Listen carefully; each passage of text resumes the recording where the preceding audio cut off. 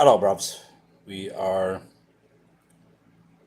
on day 2 of my 9-day quest to get 200 books in 9 days, which is an average of 22 books per day. Yesterday I had 33, today I have 29, so I'm at plus 18, I believe, which is good because I went to most of my stores, so we shall see, though, if I make it. As for the regular new book arrivals, this is, I think, 293.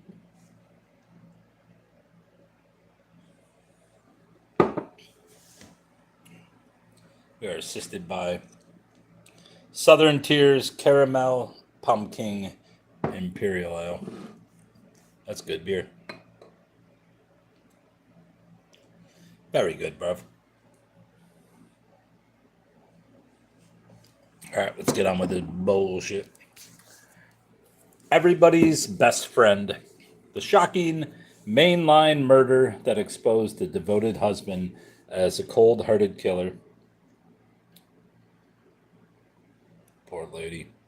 Look at that baby. He better not have killed the baby, too. God damn. A young mother with. No, he didn't kill the baby. Stephanie Rabinowitz's family prepared to bury the 29-year-old wife and mother, but because Stephanie was so young and because there was no witnesses to her death, an autopsy was ordered at the 11th hour, and what it revealed was unthinkable. Stephanie had been murdered, strangled in her home, then dragged into the tub to stage a fake drowning. Even more shocking was the suspected killer, Stephanie's 34-year-old husband, Craig. Devoted family man, loyal husband, and everybody's best friend. Son of a bitch. That bastard son of a bitch. There we go. This is the book of the day. Secret of Black Oaks. And mind you, this is a 1970, a lusty novel of dark passions and erotic adventures. And for 1978, it's very risque to show a black man with a white aristocratic woman slave market. And I believe this is set in the South during probably the antebellum South. Styles Kenrick was now the master of Black Oaks. And he was putting his black oak in her. And his dream was to make it a breeding farm for pedigreed Fulani slaves, descendants of a princely African race. But there was much in Styles' life he needed to keep hidden. One day his lovely and neglected wife. What do you got, Jennifer? But there was much in Styles' life he needed to keep hidden. One day his lovely and neglected wife, Kathy, stumbled onto his disgraceful secrets. She shamed him openly, refusing to sleep with him, giving herself to another. I said hello, can't you hear me? I can't type while I'm holding a book in one hand and speaking into the other. It was then her husband devised a revenge that would make every Southern white loathe and despise her.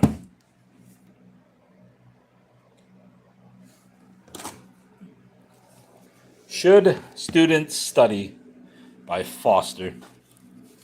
Presented to Earl MacDonald by the Rector Scholarship Foundation of DePaul. I think that says DePaul University. What's it say? Greencastle, Indiana, 1924. William Trufant Foster. College life. Read a little bit of this and see what it says. Should students study? 1. College life. Do not let your studies interfere with your college education. This motto adorns the walls of many a student's room.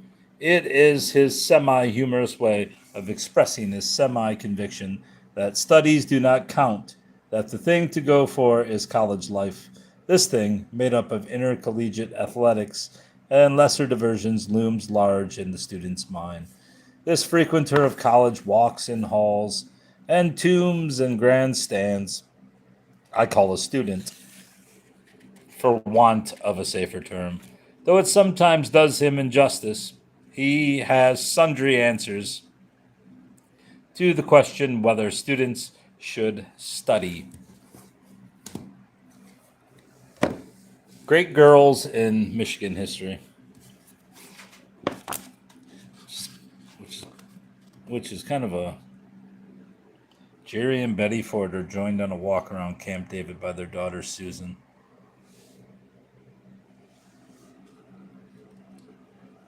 Fanny Baker, girl diver of the Great Lakes. No one knows when she was born. What do you got, bro? Bro. Patricia Maher. To my mother, Irene Vogel Maher, whose love of reading still inspires me. What inspires you? See who the women are. Fanny Baker, Dorothy Butler, Regina Carter, Sarah Edmonds, Nancy Harkness, Julie blah blah, Geraldine Hoff, Marilyn Jenkins, Jane Johnston. I am a writer, bruv. A fierce friend of workers.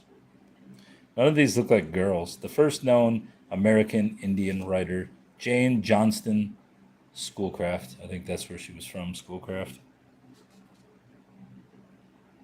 Jane's mother was a member of the Ojibwe tribe and the daughter of a chief. Her Indian name was Oshago Karaway Wakwe, but her husband called her Susan. Well, her husband was a practical man. Oshagus Kare Waikwai, but I just call her Susan. I like that guy. She's pretty hot. Geraldine Hoff Doyle, the We Can Do It girl. Striking beauty in her high school graduation picture. Geraldine Hoff was also a talented artist and musician. Is she the one that's, what's her name? Rosie I hate fucking Rosie the Riveter. Angers me every time I see it. Martin Luther King, The Peaceful Warrior by Ed Clayton. I didn't really look at the book, so I don't know if he was still alive at this point. When he was a young man, Martin Luther sought a career that would help his people as a minister. In 1955, Dr. King, I think he must have still been alive by then. When did he get shot? 68?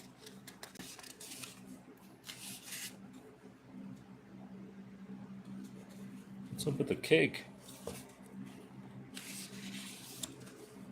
69. I think he was shot by then.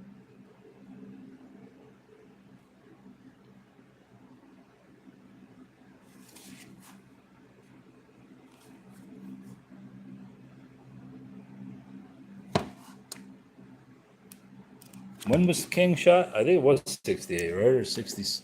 I don't know. The Festival of San Joaquin by Z. Edgell. And this is Caribbean Writer Series.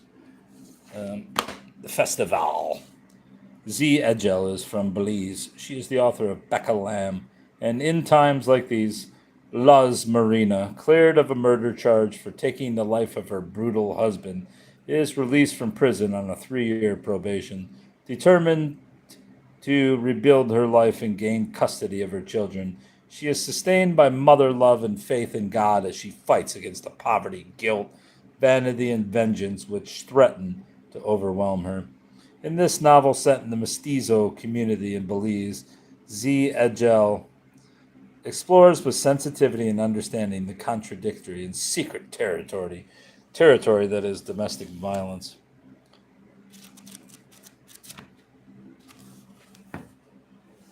Kill my husband. Ink Trails, Michigan's famous and forgotten authors. As you can see where they're from, I thought for sure my boy, what's his name, was going to be in there, but he's not. They put people like Jane Kenyon, Arthur Miller, Carl Sandburg, boring, Robert Frost, Theodore Rothke. I mean, why don't they have Hemingway in there? He wrote in Michigan too.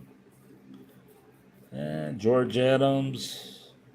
Yeah, I thought there was going to be like Dick Gessler and fucking, what's her name? The one who wrote Suburban Bitch. But I guess not. Marguerite d'Angry in her childhood, which she remembered fondly for her family intimacy and small town community. Her grandfather's attic, where she played as a child, was the setting for Ted and Nina have a happy rainy day.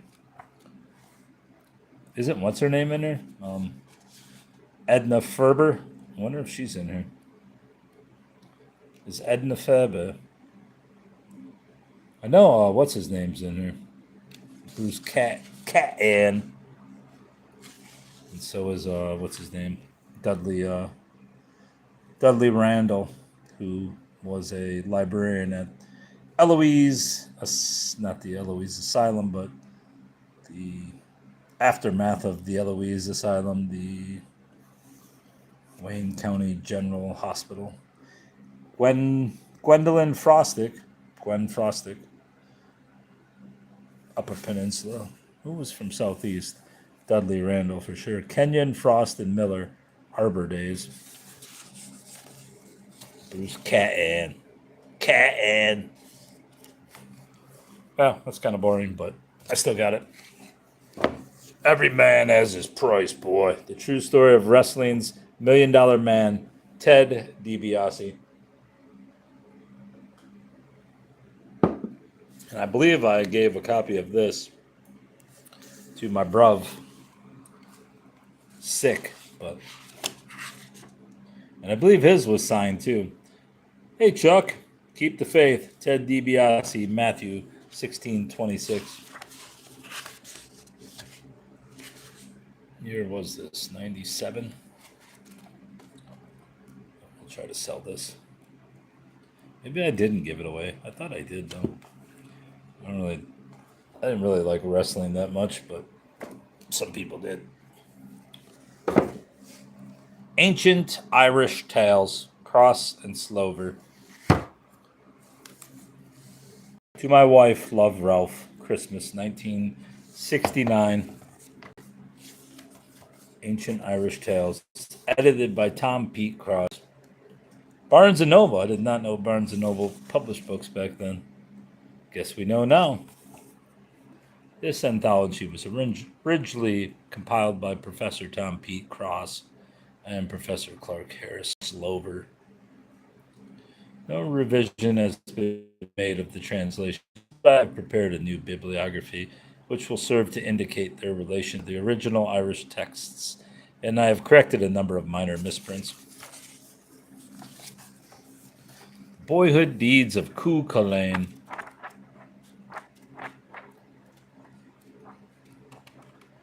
So yeah, more Irish folklore. As if I didn't have enough that I've never read. Not bad for a $1 book. Guess if I would have looked on the side, I would have known it was from Barnes & Noble. The Iris Book by Molly Price. This book only has interest to me because one of the people I researched that is local grew irises. I believe she grew irises. Maybe I'm wrong now that I think of it. No, I believe they were irises.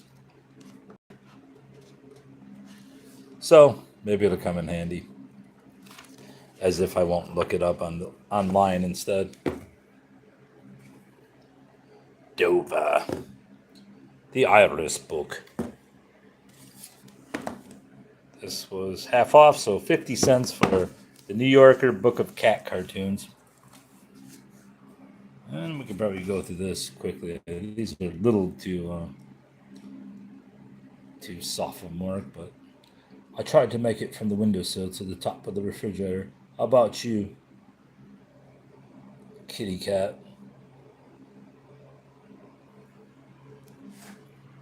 Gas versus electric. Per hiss. She has her own agenda.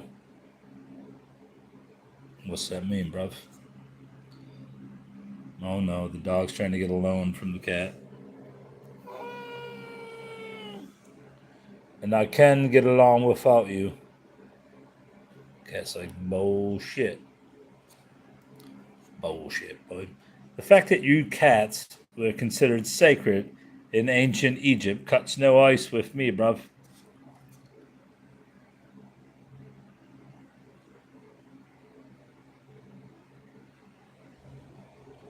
I've enjoyed our little talk, and now I'll have myself a little nap.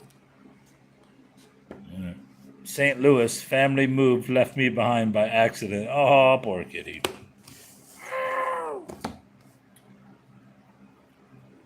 Healing crystals. Paid 99 cents, but right down the street from this thrift store is a witch store. A lady who I know, so, and she basically has a crystal store, so I must collect them in case I come across the witch again. My travels, maybe I should go visit the witch. I haven't seen her in a while since I stopped putting out my newspaper.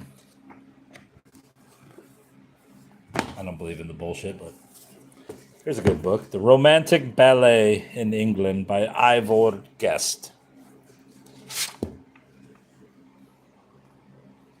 Very scholarly book.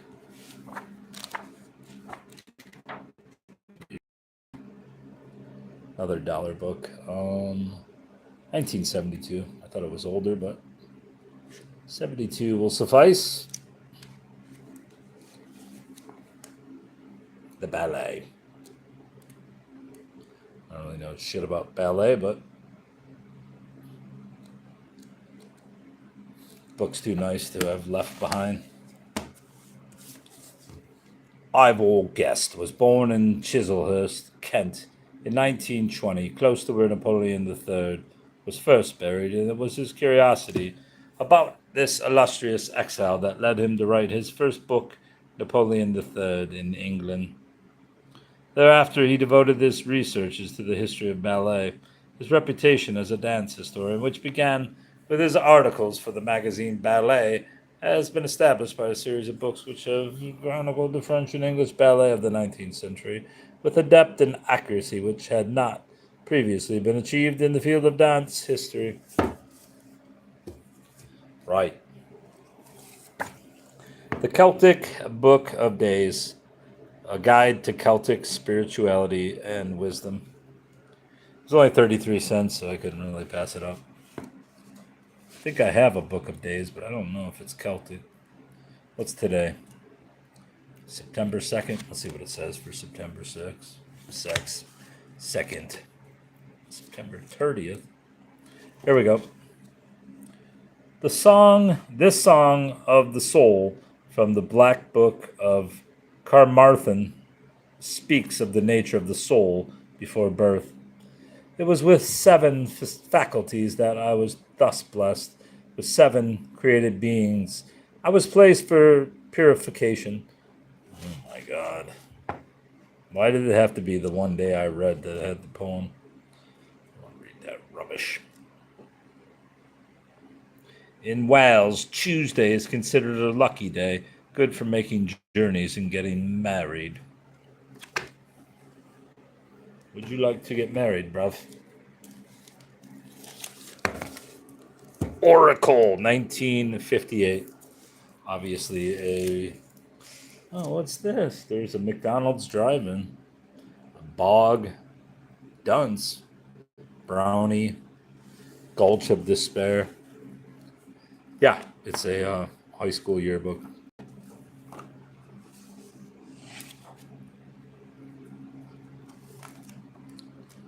Flipping through one of these earlier because I got 2 books, and they showed some of the sports team. These one kids were fucking jacked. I thought back then people didn't lift weights or anything.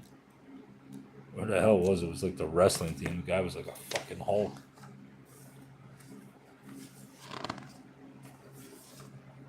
Where's the Hulks? These guys don't look very fucking... Where's the guy at? Oh, I'll probably never find it. Not that I really care about hulking dudes, but I was just kind of shocked. Look at, see, like this guy's a swimmer. He's a not very athletic looking. Must have been the wrestling team. Maybe it wasn't even this book. Anyway, I plan to sell these 70, almost 70-year-old yearbooks from Lansing, Michigan. that I have no use for. See if this is the one with the jacked wrestler or whatever it was.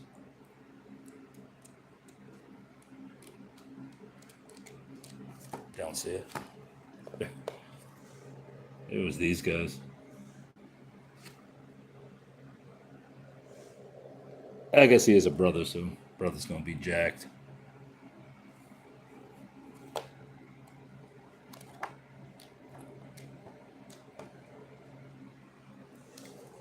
Sylvia Plath. All the lookalikes. I'm Sylvia Plath. No, I'm Sylvia Plath. I'm Sylvia Plath.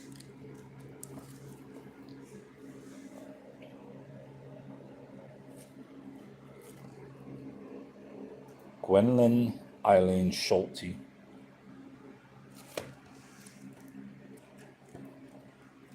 Good luck, Judy.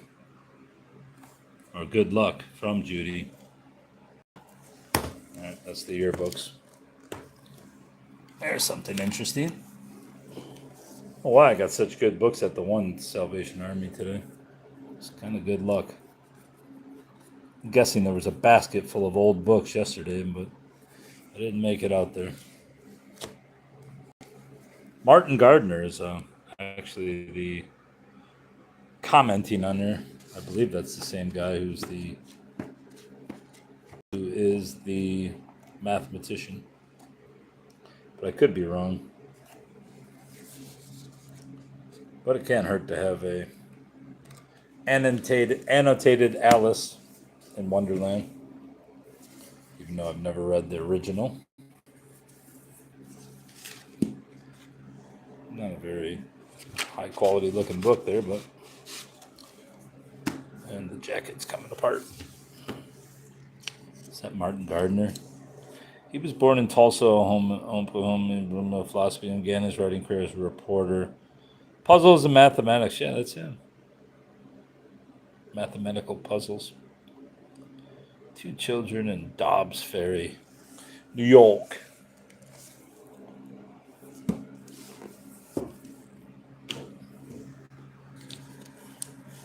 A pictorial history of Bayview, which is apparently in northern Michigan. Postcards and photographs of the past. Greetings from Bayview Assembly and Summer University. 2000. Look at that. Bayview, Michigan.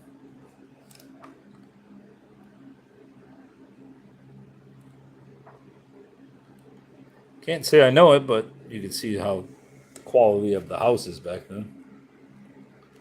Splendid, bruv. Splendid. Everything looked way better then. Now you got these fucking cracker box houses. Everyone looks the same. The buildings, the schools looked amazing. Everything looked great, bruv. Look at that boat. It's a fucking quality time on the water. You could go out in the water, be nice and cool.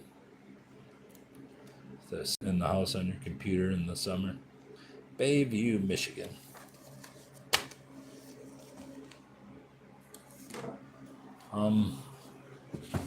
Two of these sort of little encyclopedic copies of, what's that say?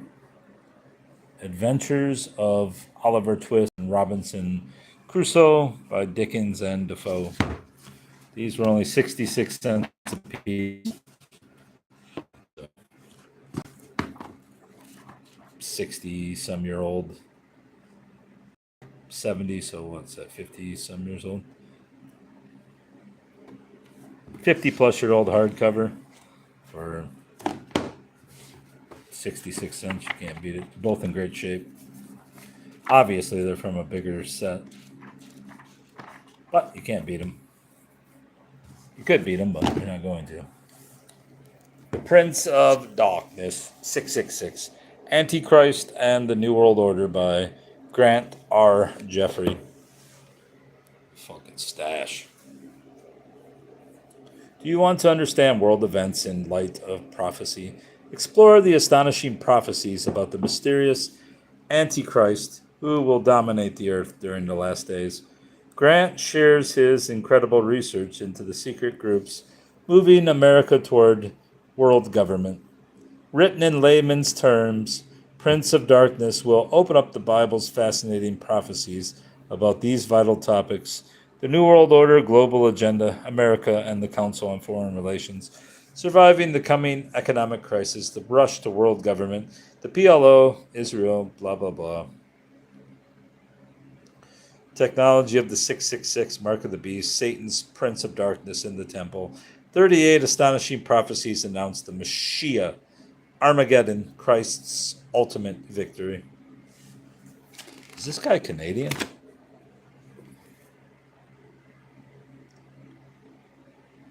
Or is it just where it was published? Losing It, William Ian Miller, in which an aging professor laments his shrinking brain, which he flatters himself formerly did him noble service. A plaint, tragic, comical, historical, vengeful, sometimes satirical and thankful, in 6 parts, if his memory does yet serve.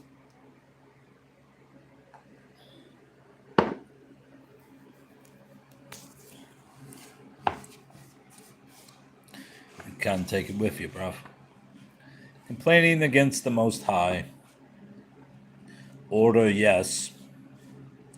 One not very rare and mildly mystifying trick of the mind is that it can block out or miss knowing something, a word or fact, so common and obvious that one would have to be a flatworm not to have internalized it. When the word or fact finally forces itself into your word hoard or knowledge bank, you inevitably hear it used or referred to several times within the next week. The coincidence you feel is uncanny, the world's strangely enchanted. The only enchantment, however, is the one that put some part of your brain to sleep for so many years. You were faced with that word or fact hundreds of times in your life and somehow remained oblivious to it. Steve Sjogren, The Day I Died, an unforgettable story of life after death. The cold voice of the anesthesiologist recited the typical count backward from 10 cadence. Darkness closed around me before he got to 7. That's when I found out what it's like to die and to come back from the dead. It was a beautiful wintry day. If you or someone you know are fearful of dying, curious about heaven, or simply desiring to live life to its fullest, this encouraging book could change how you view life and death. Did he say the miracle hamster? Why I have ears. Why I have ears. New sudden fiction. Short stories from America and beyond. I believe I have this book, but when I scanned it, it showed that I did not have it, so it's a sign just to get it anyway. Anyways, most of these are really short stories, probably 2-3 pages long, 4 or 5 or so at the most. But I thought this was even shorter. Oh, I'm thinking of microfiction. Maybe I don't have this. I think I do, though. A history of everything, including you. See who the writers are. Steve Almond. Gerald Lachlan. Oh, God. Ursula Heggie. Chuck Palahniuk. And Roy Casey. Is that Ken Kesey's brother? Elizabeth Berg, I've heard of her. David Foster Wallace. I should probably read his. Incarnations of Burned Children. I will read that later. For the Peoples. I wonder if Donna Tartt's in here. Her buddy Robert Olin Butler is. I think he's his buddy. No. No Donna Tartt. Suicide above. The Way We Never Were, American Families and The Nostalgia Trap by Stephanie Kuntz.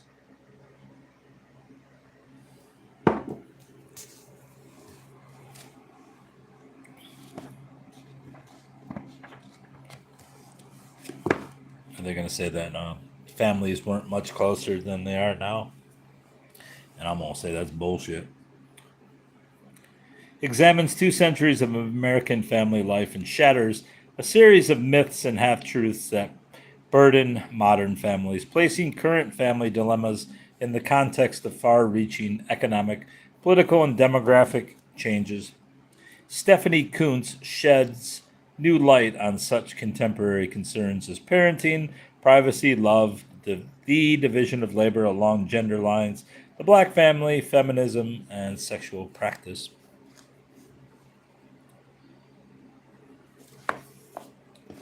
She wrong.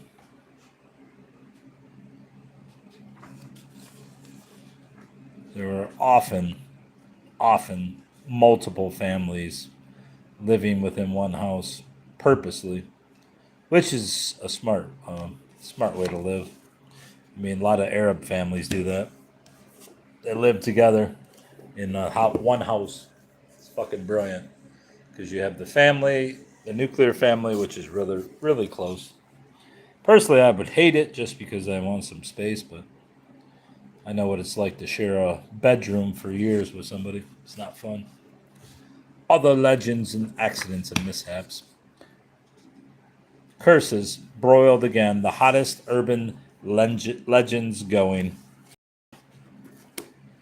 From the master folklorist and sly wit Jan Brunvand comes a collection of all new urban legends. Did your cousin's wife's dentist's daughter tell you about her best friend who went to the tanning parlor once too often and had her insides cooked? The title story. Has your husband's brother's nephew told you the story about the lady who tried to make a dead rabbit look alive? The hairdryer. If so, you've heard, or you yourself may have told, 2 of the 70 plus legends in this collection. I have probably 4 or 5 books on urban legends. The ice cream car, the lost wreck, death in the funhouse.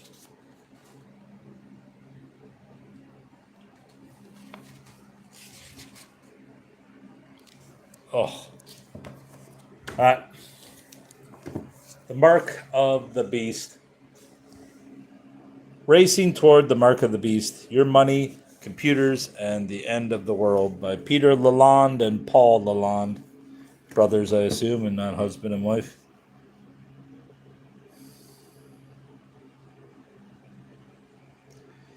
Is a cashless society just around the corner?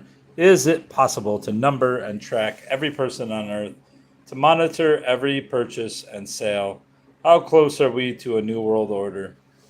In this startling book, prophecy experts and cultural observers Peter and Paul Lalonde of This Week in Bible Prophecy detail amazing new technological breakthroughs that are quickly paving the way to the radical economic system predicted in Scripture. Is it live or is it Memorex? One of the last of this was a 33-cent book, as most of those paperbacks previous were. This was a 66-cent book, The Innocents Abroad by Mark Schwain. Obviously, it's a former library book, but still an older copy. Not antique, but vintage. 1911 is not right. Let's say 1950s. In 2 volumes. I don't know when this is from, but it's definitely not 1911.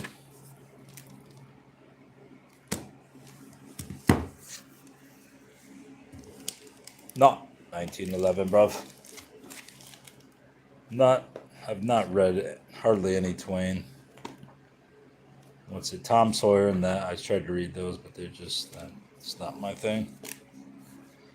Slave girl market report.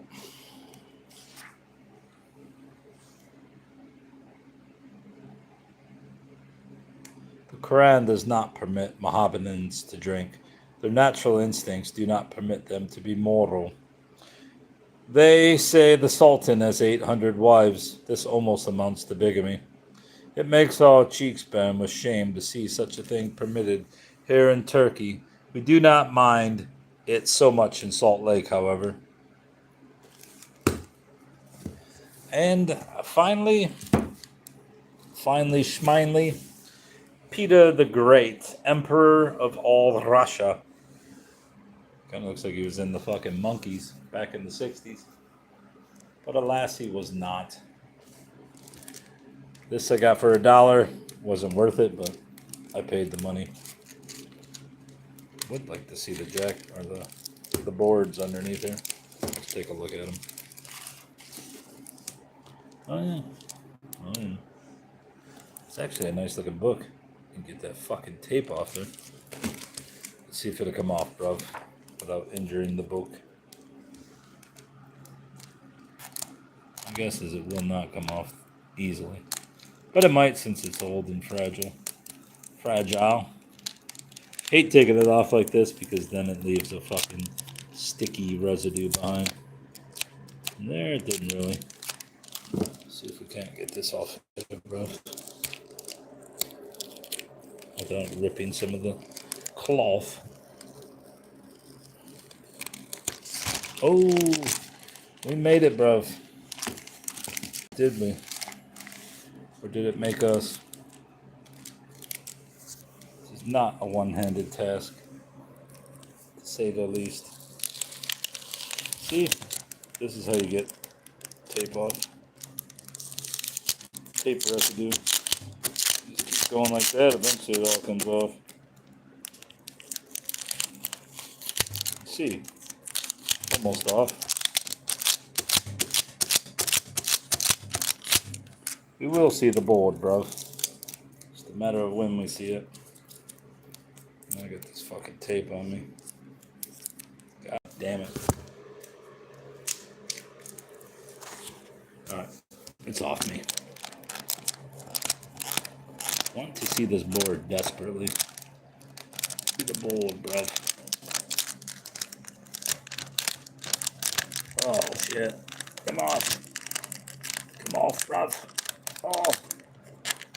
Does not want to come off.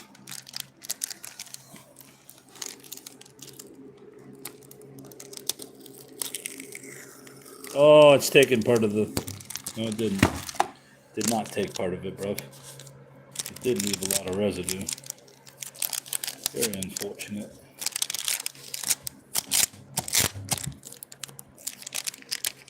I know you ain't no Peter the Great. Alright, so that's opened. Let's take a look at the boards. Oh, that's beautiful. Ian Gray. What is this from? Previous tapery. This previous tapery, bruv. So if we can't get that off, chew.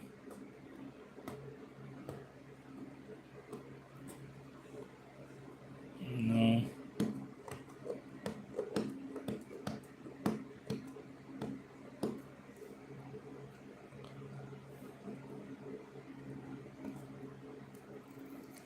Hell yeah. Peter the Great. Look at the spine. It's kind of a nice looking book, honestly. Let's see if we can't get this. Take you off.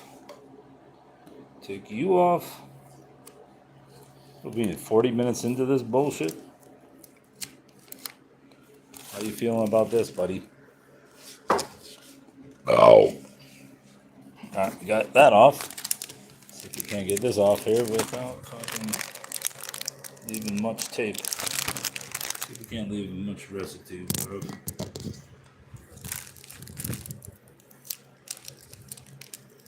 Oh yeah. That's the way to do it. Go from the board side first.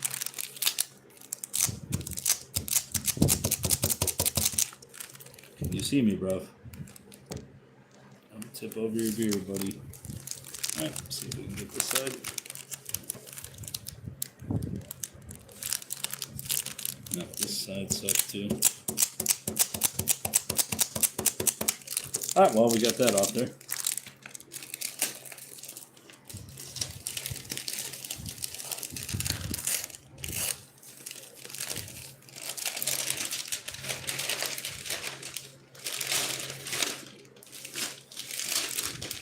What the fuck is this? What have you done, me bro? Why is this stuck to this? You son of a bitch. Why would you ever put that on the fucking jacket? Oh! It ripped the fucking thing. Why would you ever do that to a jacket? You pieces of garbage. You care about books. Librarians hate books. I would believe them, they hate books.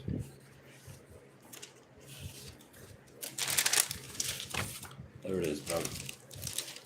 I got it, and I got a fucking thing, and I can put it on that one book. Where is that book? Is it the tarot? Maybe I should put it on the tarot book. Looks much better without the sleeve.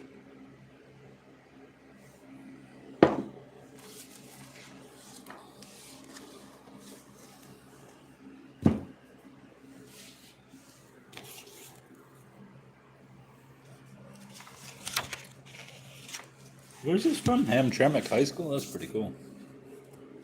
From Hamtramck, bruv.